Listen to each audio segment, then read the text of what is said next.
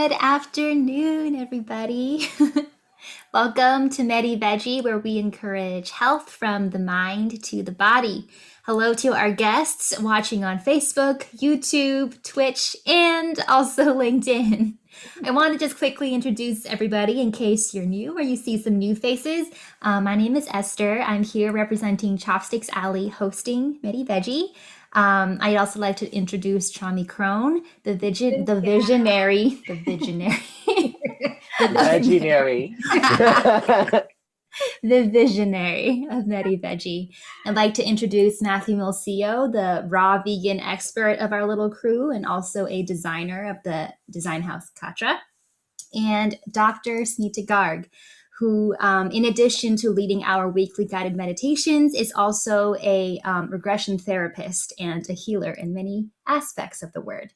We also have a special guest with us today, Doan Thoi, who is currently, his artwork, his photography artwork is on exhibit at the Fragments gallery, which you can find online. And of course, we have Marcos Villa, our beloved passenger and friend who comes along on our Medi-Veggie rides. So today we have several special art features for you. In honor of Tet, we want to present to you a lovely little video of Vietnamese traditional dancing. It is a beautiful and diverse art that includes fans, hats, cups, and ribbons dancing. And so whether you want your children to reconnect with their roots or you just want to learn more about the Vietnamese culture through dance, we'd like to introduce to you the organization called Viet Steps. Viet Steps is here to teach you, and they are currently accepting dancers ages 4 through 10. So, Trami, tell me a little more about Vietnamese traditional dancing. Sure. Well, first I have to say Chúc mừng năm mới, which means Happy New Year, or for our Chinese friends, because I only know 2 different languages, Cung Hí Phát Choi, for Lunar New Year. So I want to say that. And today is special Tết edition. So what is Tết without little girls wearing áo dài, which is the Vietnamese traditional dress, dancing in traditional dance, and also wishing everyone wealth, happiness, and, lots of good eats, right? So let's begin our show with a very special video. So here we go.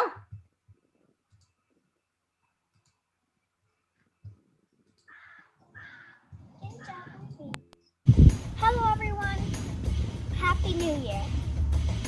Con tên Kaitlyn Ly. Năm nay con 9 tuổi.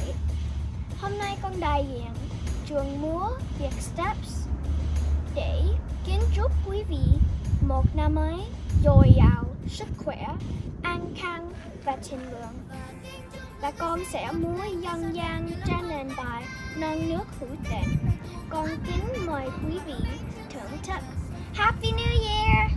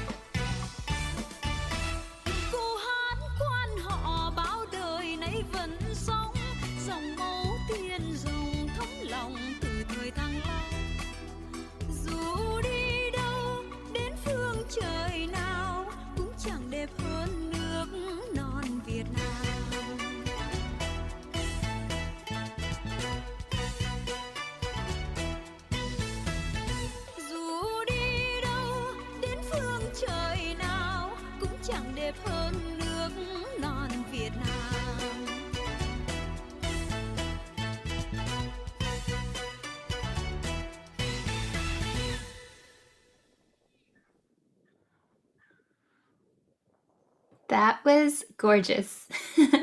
Oh my gosh. My Isn't cheeks she are adorable? hurting. I'm Totally. tearing Oh up my just God. from it's so sweet. Did Gosh. you see her Yeah. move My when she cheeks put are her sore. foot on the hat? to I the roof? know. I I was noticed like, that. whoa, that's a new move. Ah, that was fantastic. I tried that yoga. It's a yoga pose when I was in Yeah. when I was doing a tree pose to do the leg out, and she just did it effortlessly. That was just wonderful. So cool. I do the tree pose differently because I can't do that. I also wonder how much of that has been modernized and like, Oh, I'm sure. I'm Yeah. not sure women back then were, Yeah, I don't think that would have been allowed to put your leg up. By the I don't way, know. hello, Mina. I see you commenting through Facebook. Oh. So happy to have you. But I have to say, she was like so adorable. And My Viet Steps God, teach yeah. little girls. And if you notice, she had a lot of hand movements, and that was a very traditional cultural way of learning dancing. And when I speak with the founder and the teachers, they talk about how in Vietnam, when they learn these dances, they would take like 4 years just to learn hands movements. So, and that's something that I don't seldom see, with the previous Vietnamese groups who basically from community members were like, we like dancing, we go out and dance, but we were never properly trained. And so to see this younger generation who really delve into being trained in the traditional art form, it's like, I love it. Yeah, Right. tell us a little bit about her. She was wearing such a beautiful dress. Yeah, so that's a traditional Vietnamese dress called áo dài. It's actually pretty similar to the Indian dress, Mhm. the panel dress, right? Yeah. So you wear pants underneath, always wear the pants. Yeah. And then it's a panel dress. Always. Always.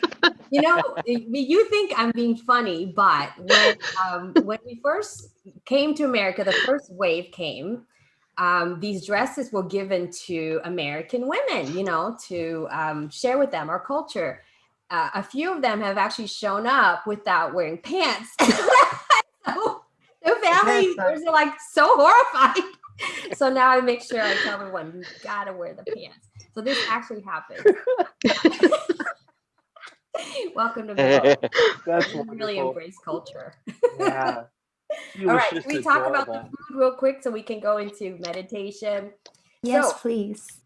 for Vietnamese families, we create like an altar to thank our ancestors and the different gods for taking care of our families in the past, and also, of course, to also pray for, positive and blessings for the new year.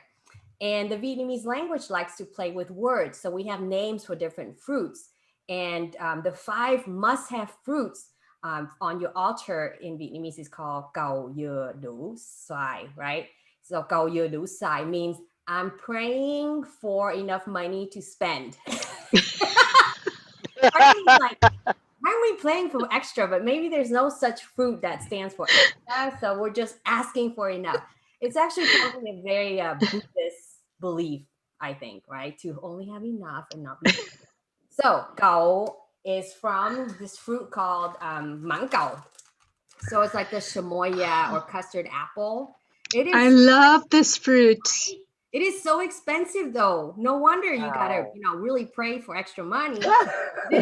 These 2 things here cost me $36. Oh my Wow. goodness. I was kind of Wow. horrified, but then I was thinking about, I want to make sure that I have enough money to spend in 2021. So This is what I do when I go to India. I eat that fruit because I don't get it here. Is that what it So- looks like from the tree or the plant? yeah, this is the actual fruit. It's the actual fruit. That's amazing. Yeah. Wow. And it has a very pulpy inside. It's super Oh. good. It's so yummy. Yummy. So yummy. And then dừa means coconut. Yes. So, I got to get my coconut. And you always try to buy things in pairs. So it's a good luck number. So I have 2 of these. Oh. And then do is do or papaya. Right? And Cool. then sai, which really the Vietnamese name of the fruit is xoài, which means mangoes. So these are actually green mangoes. Oh my God, I love these. Oh, my favorite fruit. And Are they more we dip them in like these fermented sauces. It's like amazing. So cầu dừa đủ xoài. Oh, there's 5. Oh. Yeah. This year round. So there it's what do you call it? The big fruit, melons, watermelons. That's the other fruit. And I didn't bring it here because it's like this massive fruit. So that's what you have to have on your altar. And people add whatever fruit they want. And there's some families that are like, oh, don't add banana, because the term, chuối also means like when you walk, your head like goes towards the ground. It's just motion. So don't put fruits there, bananas. So we like the sound of words, and that's how, these very silly, but everyone kind of follows it, because why not, right? I know we have a few Vietnamese guests who are on Zoom with us, and I'm sure they're gonna chime in or correct me if they feel like I've, went off the edge there. Oh, and then real quick before we move on is we have to have these traditional Vietnamese rice cakes, and they come in vegetarian versions as well. So what's in there is sticky rice, mung bean, and the vegetarian version may come with peanuts inside, for that protein, and it's delicious. And they come in this shape, which is bánh tưng. I made these at home, and usually they're massive, but I made mini ones. And then this is bánh tét, which is similar except different in shape. Okay. Wow. So if you want to learn how to make these cakes, join us this Saturday at San Jose Museum of Art at 2:30. We're going to show you how to do that. Anyways, did I do good, Esther? Did I do it just in time? That was amazing. Wow. Bravo. And I saw the video you had posted on, was it Chopsticks Alley Eats? You had posted a video of making these. You did that at the community center, I think. Yeah, that was last year, where we taught 30 community members how to make it. It was so fun. We miss our friends and family. I know. But so now we're just teaching everyone to make them at home, and share it with their families. Great. That's what Betty Mitch is all about. Yeah. Well, I want to give Dr. Garg some time to share with us about the meditation that she has prepared today. Yeah, so not only do we have the Tet Festival, we also have the Valentine's Day coming up this weekend. So there's just so many emotions, that we feel around the topic of love, and it's always about, is our, the significant other in our life, what are they going to do special for us? It's always about looking outside of us for love. And it's always about expectation. It's always about hoping, that we'll receive love, right? In some way, shape, or form. And then we set out with this expectation, and we built this idea around what it should look like. And our whole culture then begins to just adapt to that idea of love. So in today's meditation, we are going to look at love a little bit differently. And I invite you all to close your eyes and just listen to me lead you into this guided meditation on love.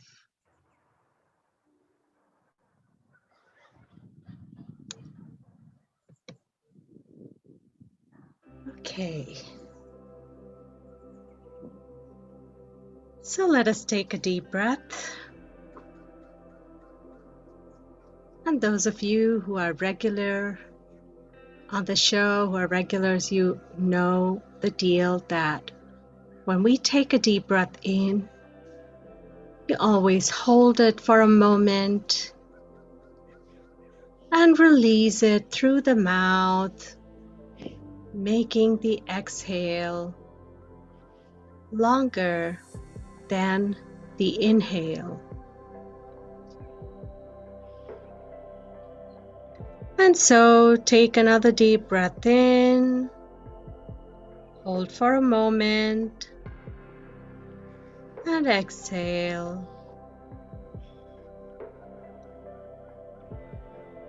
And one last deep breath, hold, and let go. And today we will focus on the beautiful, uplifting emotion of love. And we will explore what love is. Is it simply an emotion, Or is it much more than that? This entire universe works on the principle of love. It works on the cycle of receiving and giving and receiving love, and so on. But this love is not what we have been programmed to understand. Let us begin first with our body.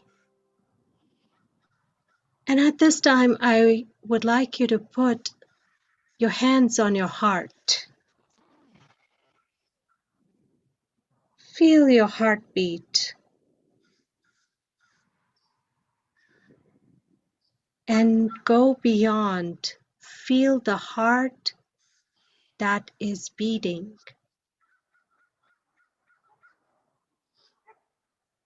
Take in the oxygen. The beautiful heart converts that oxygen into blood and sends it all across our body.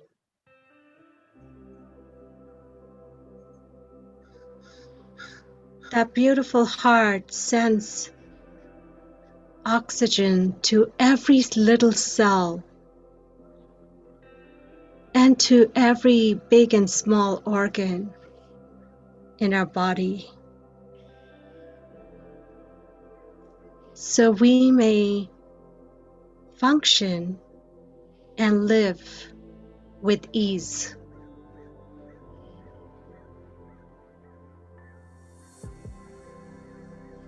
And every little cell, tissue, and organ in our body is busy loving us, sustaining us, ever so quietly.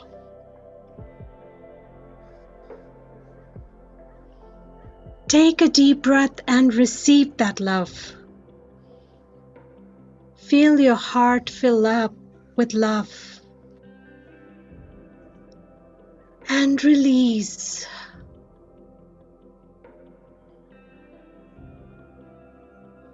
And now is your turn to send this love to all your organs. Once more with a breath in.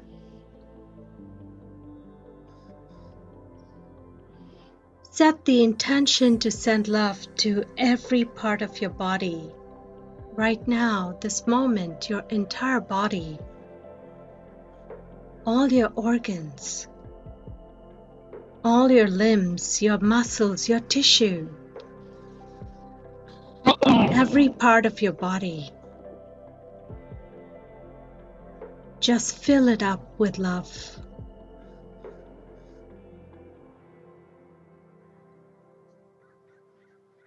And bring your focus back to your heart again. The heart is the center of love. When we receive love, we feel an expansion. We feel a lightness. What they say of a feeling of being in the clouds. We feel so much joy when we are loved. In the company of love, we forget all our emotions that are contracting. Fear, guilt, sadness, feelings that bring us down.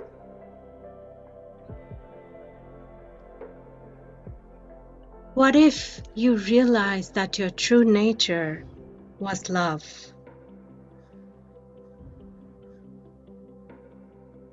Imagine that love is the bed of the ocean. still and steady, and all the other emotions are like waves on this ocean bed, which come and go, but are never permanent.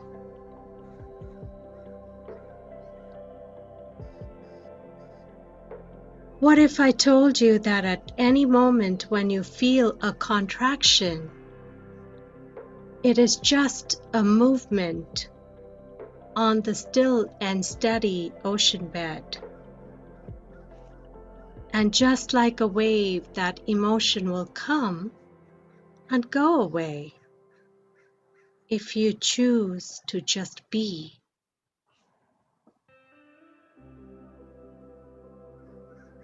When we see the ocean, we only see the waves. We never see the ocean bed.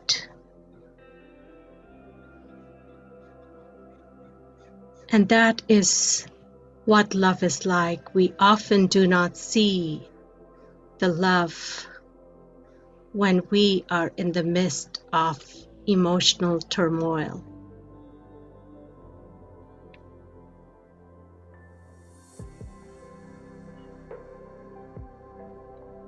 We are not sent here to experience hardships as punishments for sins. We are not sent here on the earth plane to be hated and abandoned. We are never abandoned by the divine loving source. We are sent here to understand that we all have that ocean bed within us.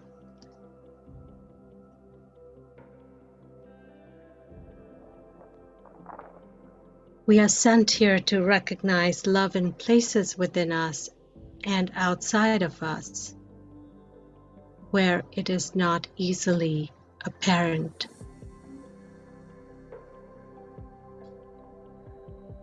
And we are sent here to experience the contrast between expansion and contraction.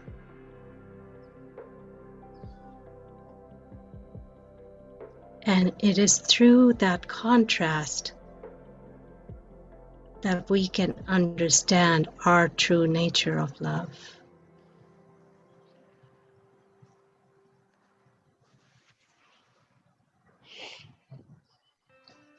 So just take a deep breath in and know that people exist in this world with an idea, a notion of love.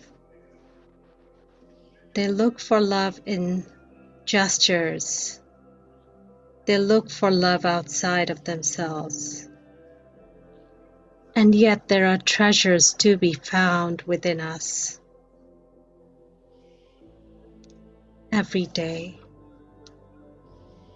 Feel the love with which the divine created you, every part of you.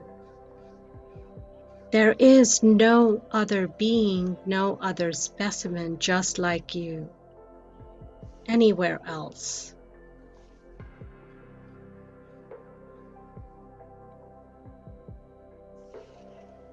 And now back into your heart center. Send love to the universe that created you. Send love to Mother Earth.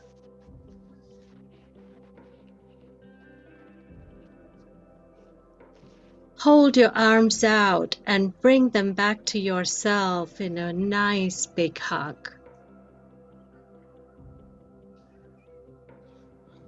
Give yourself hugs every day.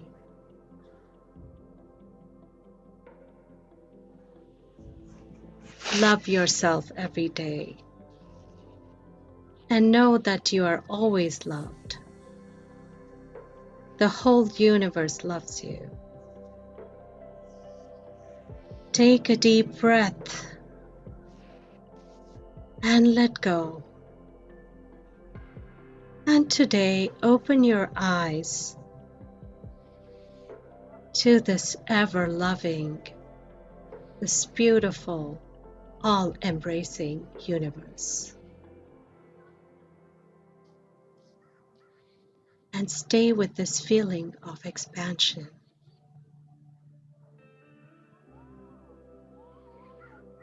Namaste.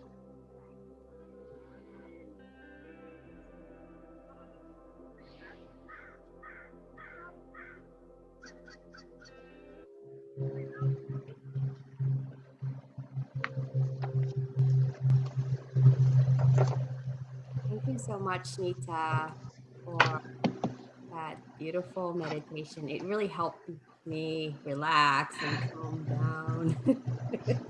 A much needed feeling this week. Yeah. I think for me, the biggest lesson in life has been the lesson of self-love and realizing that all the love that I was looking outside of me is within me. And with that went away all this feeling of abandonment, all the feeling of not being loved. It's very empowering. And then when you have that place in you, that space all filled up with love, you have enough to give to others. We would like to say hello to two new Zoom faces or black screens. Evelyn Ly and Diana Ho. Welcome, and you're welcome to join us in conversation or stay and be an observer. We'll leave that up to you. And Mina, welcome back. Thank you. That was so beautiful, Hi, Smita. Mina. Thank you. It brought tears You're to my welcome. eyes. Oh, I'm so glad. I'm so glad to see you here. I felt the heart. I felt my heart opening. And then I went at the end to my husband and I joined my heart with his heart. Oh, how And, beautiful. and the energy just flowed so beautifully. And I just had tears in my eyes filled with so much love and happiness. So, oh, thank you so much. I just needed to say that. You're welcome.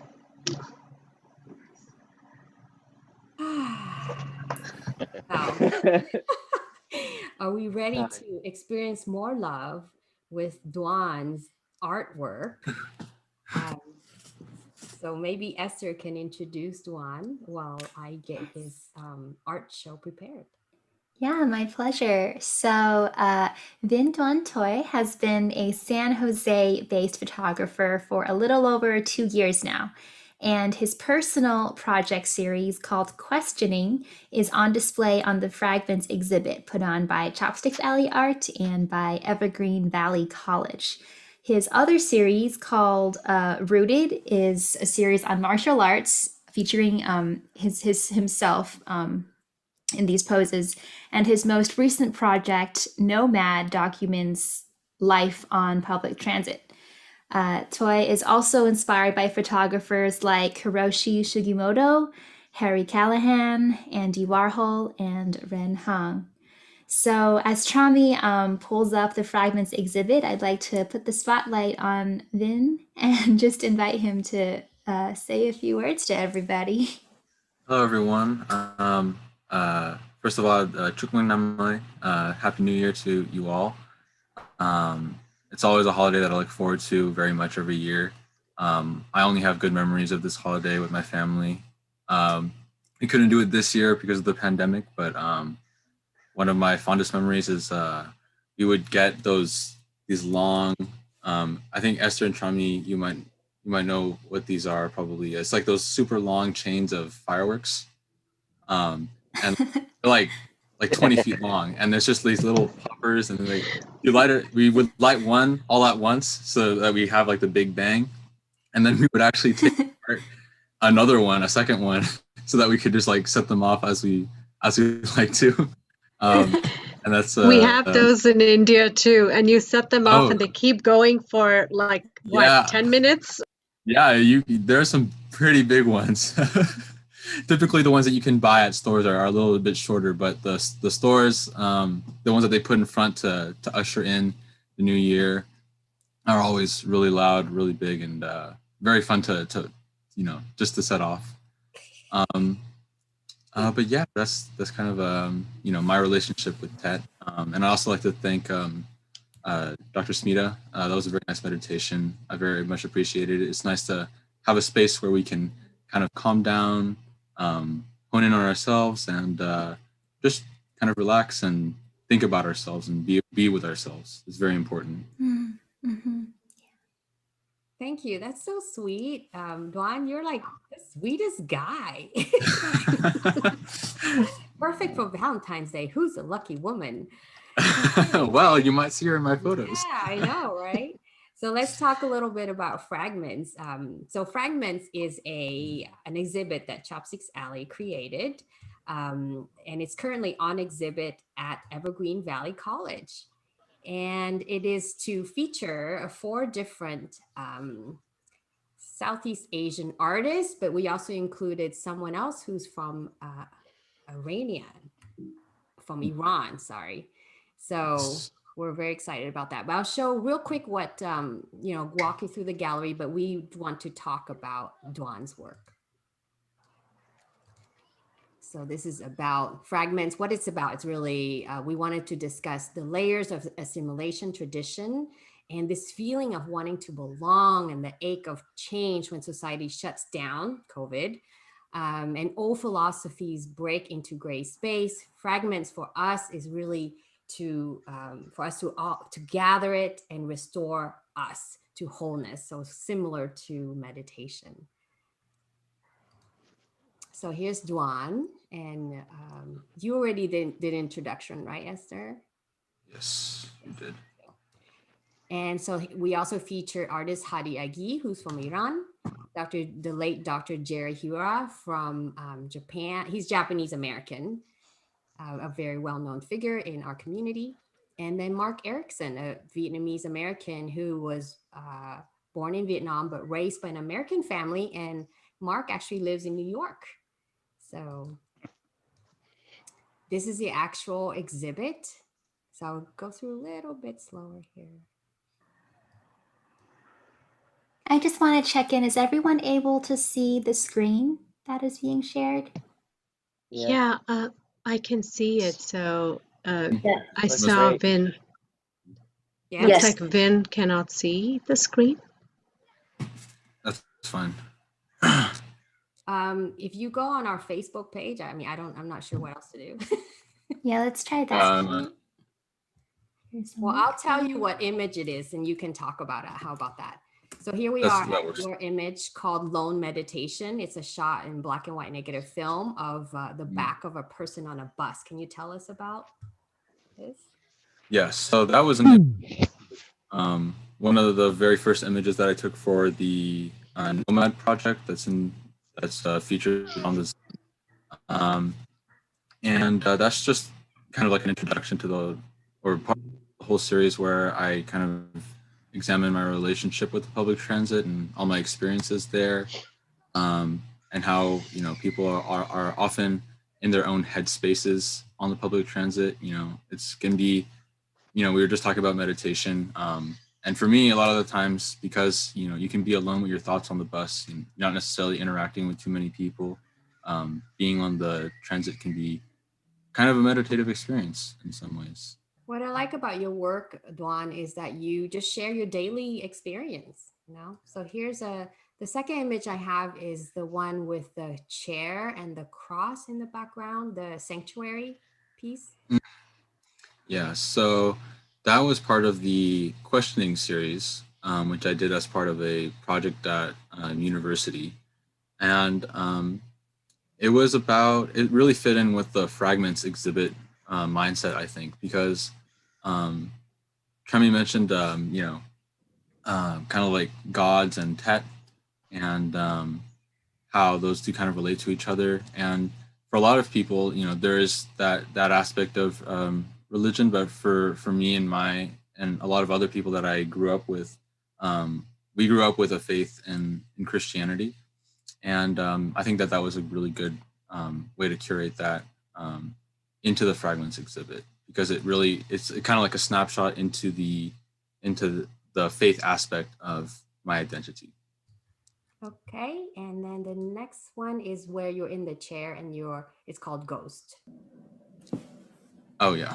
Okay, so that was also part of questioning. And that was a really important image to me. First of all, I really loved how it turned out. I was shooting on film, so I couldn't see it right then and there. But it was a fun image to make, but it also really reflects kind of my lack of association with it, because as I went through into my adult life, the connection to my faith felt a little bit weaker at times. And I think this was a good reflection of that sentiment. Thank you. This is one of my personal favorites, I just want to say, because Thank I you. think I'm not the only one, but, I think I could resonate with that, the feeling of wanting to belong to church, in all the ways, the purity of it, but also knowing that maybe I never will. Yeah, there's a lot of complex relationships with faith nowadays, because we're exposed to so many different ideas, and sometimes it just takes time for people to sort through their own feelings, to kind of work through their own beliefs and what their identity really is. Definitely. I'm just kind of scrolling through the gallery so our viewers can see kind of the rest. We will share a link to this gallery so that everyone can take a look later. And here we are. These are Take a works look. that you. Sorry, I didn't mean to speak over you. It's okay. So these are the works that you took during COVID time. So the first one is a woman holding a bear in bed. It's called Plush. Yeah. So, so that was an image of my girlfriend, and it's part of the project that kind of just kicked off naturally when the pandemic hit, because as we all know, we were stuck inside. With a lot of us, we didn't have, all of our lives changed, and for me, the project was just about finding value in the smaller moments, because that's, our lives are composed of those small moments. And so that was the beginning of a project that I just wanted to document my experience with COVID, my experience with being away from my direct family, and finding comfort with my partner, who is shown in the image. Oh, you're muted, Tremi. The next one is the split screen one called Tea Time. Can you explain to our audience the process as well? Yes. So Tea Time, that was an image that I made on when I was finally able to visit my family. And so that was taken on a very small film camera, which on the roll of film, you take image after image on a physical frame on the roll of film. And that one takes smaller frames. So when you scan the image onto the computer, you kind of get like two windows of the image, as you can see on the photo on the screen. And I think it was a good way of kind of expressing with that big black bar in the middle, I think it was a good way of explaining kind of the sentiment of being separated, having my life separated from my family, and at the time of the pandemic. Thank you. Let me see here. So we really appreciate you sharing with us all of the, a little bit, a glimpse really of your work.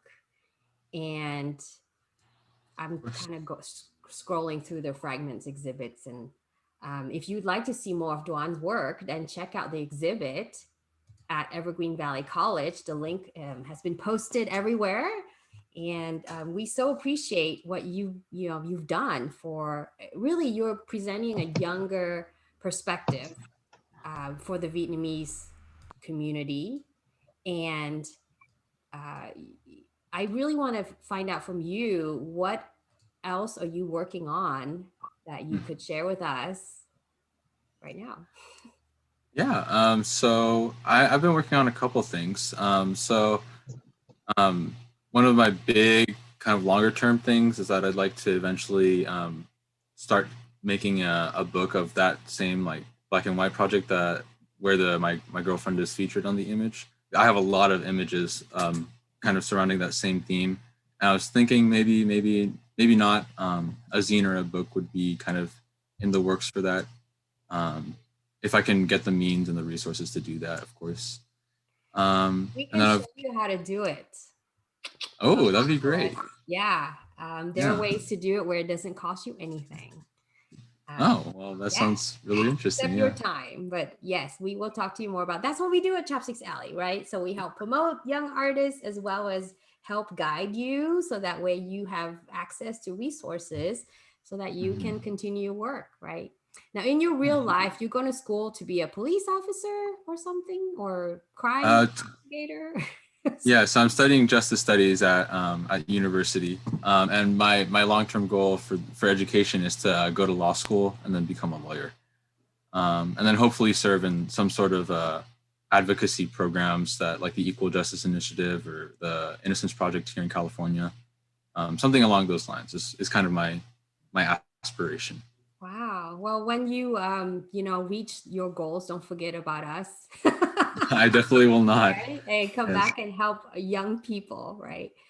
Yes. We really appreciate you for being here today. But we, after all these formal program portion, we like to really just engage with our audience, our Zoom members who are here with us in different topics. So I really want to talk about love, right? Because it's Valentine's Day. So we have so many that are merging at this exact same time. So what plans do you have, Doan, for a Valentine's Day if you're not if it's not a secret and your girlfriend's watching? Oh yeah. So oh man, this isn't well placed for this. We want to make but PG. But we just want to have a nice dinner together. Because it's been a while since we've been able to go out or anything like that. We used to enjoy roughly once a month go out to a restaurant that we like to go to, or there's something like that, so that we can enjoy ourselves, just the two of us together. But since the pandemic happened, we haven't had. I cook every day, so cooking doesn't. It's still special, but it's a different kind of special. It's the that small act of service to the person kind of special. Like the let's go on a date kind of deal, where I'll make dinner or anything like that. So the idea is that I can really make a very nice dinner. We can kind of get dressed up, have just for fun, even though we wouldn't be going anywhere. But that's kind of our plans. Yeah, that's so sweet, and it is socially responsible and safe. Right, we want to support our local restaurants too, but you can always order to go, because sometimes I wonder about the sitting outdoor stuff, because I literally saw, because it's so cold now in San Jose, so it's outdoor and then all the walls are zipped up. So I'm like, wouldn't you be better off inside where at least there's vents? Yeah. I always wonder about that, but I don't know the science behind it. Yeah. I don't think they're supposed to do it that way. I think they're supposed to leave the door, walls open, but it's too cold. So I'm sure customers request them to close it. And it's one of those anyway. But yeah, so I'm very proud of you for being responsible. Look at Marcos. Marcos is like, on Facebook, you follow his page. He's cracking. on non-compliant folks. So, Doan, I actually had a question related to your photography, the black and white pictures, actually, because I saw that you used the yashica, which my dad used to own one, and it always gets me excited because my dad loves photography, and I grew up with him taking pictures and talking about cameras. So, tell me, how did you acquire a yashica? I mean, that's to me is isn't that an ancient camera? Yeah, I unfortunately don't have it anymore. I had to. I couldn't afford the film anymore and the processing for that specific camera. But basically, I just wanted the film for that camera is pretty big. It's about, the images are about this, so it's a very detailed image. Whereas the film that I shoot on now is about that. Yeah. So the resolution is insane on that camera, and it's. I was just looking around for a camera that can shoot that larger negative, and throughout my search, I found the Yashica camera, which is like those two twin lens cameras that you see in the old like British movies and things like that. Yeah. And I found so one on awesome. eBay. Yeah, it's a really fun camera. I'm I so know. to sell it because it was my favorite camera because it's just so everything's where you like it to be. Everything, only what you need is there. It was designed so well, and the lens is so beautiful, and it was such a cheap camera as well, relative to the camera cost today. But yeah, that's how I kind of got it. I just got it on eBay. Were you developing? It feels like this conversation can be taken like offline, where like you guys can nerd it out. Because I think Esther and I are like, okay, we'll take it offline. When you mentioned the names, Dr. Smita, I was like, is that like a religious symbol that she noticed in his image? I wasn't sure what the name was. Yeah. You know, I mean, I grew up with a lot of art and photography, and photography was one of my favorite classes in art school. I loved my time in the processing room, the dark room, because we developed all the photos ourselves. Yeah. So super, super great memories and lots of fun. So what about you, or Esther, or Matthew? Any special plans for V-Day? I was going to actually comment really quickly. I think it's wonderful that you are still shooting film and medium format, which is really cool. And yeah, I just think it's great to preserve that. So I really appreciate, what you're doing, and your work is wonderful, and the detail you get from medium format and large format's incredible. So just wanted to say that real quick. Yeah. I don't want to go into a whole other vein of photography. I know, we totally could. Esther's planning like a monthly artist get together and like totally open mic and do nerdy things, and so you can do like a photography, old ancient camera night, Esther. Old ancient some ideas. Well, speaking of like love though, I mean, I just want to say like shout out to like the moms and the dads, right? Who I don't need to be a spotlight. I just wanted to say, because I know from reading a bit of your story, Doan, that it was your father, right, who first like gave you his camera or something like that. Like he had a lot to do with how you got started in photography. And just earlier, Smita mentioned that, wasn't it? You said it was your father who So I'm just like, hey, shout out to the dads. Yeah. Totally. Yeah. Oh yeah, my dad was so instrumental, and because I think it's really easy to take for granted the fact that you have photos of your memories from when you were a kid. Because for me, like my parents I was the firstborn, so my parents have tons of like literal photos just of me and my little sister who was born a couple of years after me, and there's so many of them, and but those photos could have also not existed had my dad not taken the time and the the resources to do that, right? He enjoyed it, so I'm very grateful that he did it. And there's something special about having that, when we were talking about shooting film, but those cameras last forever. And that to this day, I said that the Yashica was my favorite, but my dad's camera always holds, I could never part with that because it's such a special thing. It's not even a piece of equipment or what it can or cannot do. It's the fact that my dad took the photos of me on that camera, and now I get to use that to document my life and share my story. And later in the future, maybe I'll document my kids on that as well. And I think that's really a beautiful, kind of cycle that we can go through with this kind of. I think there's one cycle that is really cool, and that is that your father took the time to take photos of you. And I'm in Canada in quarantine right now because my dad has Alzheimer's, and we don't have a lot of photos from our past because we were refugees, and so we lost all of our photos. But whatever few photos we do have, these are the photos that are being used now to stimulate his memory. Oh, wow. So the cycle may come around a different way for you as your parents become older. And I just am so impressed with your art and your observational skills. I think that's, as I saw your photos and I saw the depth of observation, I'm just, I think you just have such a wonderful gift that I hope you always keep that, even in your career, whatever you do, that you're able to continue to capture those observations. Thank you so Wow. much. Just to put you on the spot, Doan, how come you don't choose to be a full-time artist versus becoming a lawyer or whatever? Just wondering, no judgment, just wondering. No, yeah. Well, I think that there's a lot of things that go into that decision.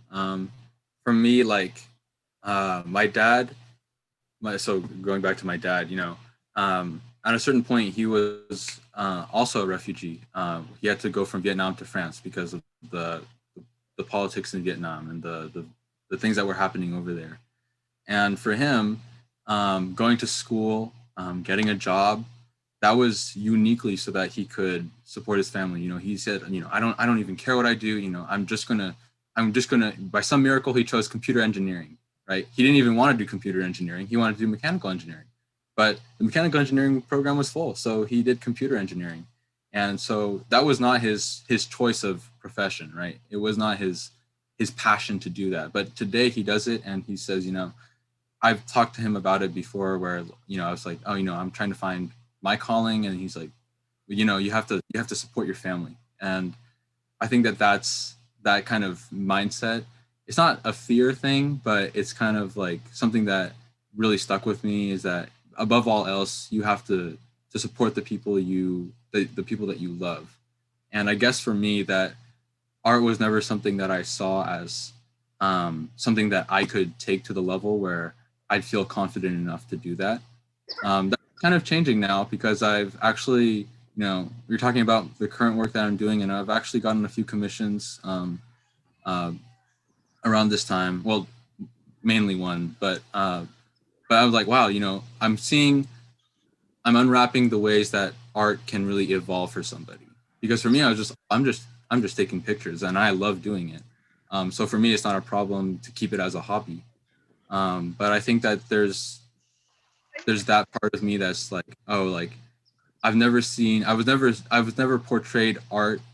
Art was never shown to me as something to be used to support people. And it's only recently with my time in photography that I've seen people doing that. And it's really amazing that, we have, Chopsticks Alley, resources for artists to help support artists. So that's kind of a new concept for me. So I think that it's something that I have to work towards. But if I had a chance to do it, and if I had the certainty of being able to do it, I think I would definitely just take my to the next level. And yeah.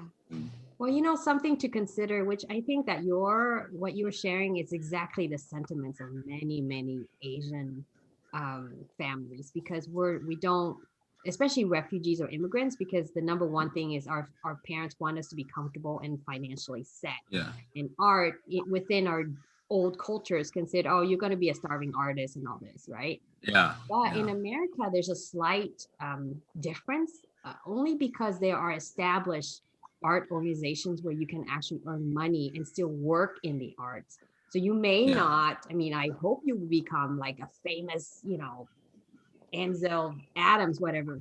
But even if you're not, you can still work in the arts.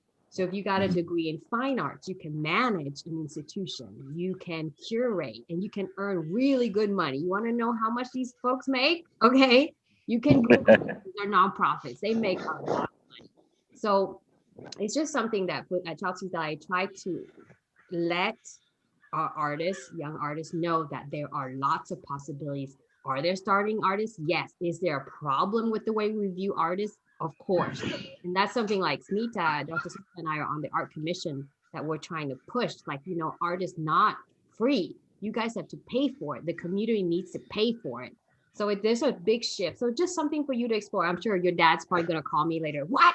You're telling my son to become an artist? Yeah. And I think, I don't want to like say knock the parents who do that, right? I'm grateful that my dad is so concerned about Right. And I think that he's definitely embraced more slowly, but he's starting to embrace like different paths. He's never forced me to you have to be a doctor or you have to be a lawyer, or those typical stereotypes that we always see about our culture. My dad was never that, and he never wanted to be. When I told him I wanted to be a lawyer, he wasn't mad, but He was like, "Yes, my son."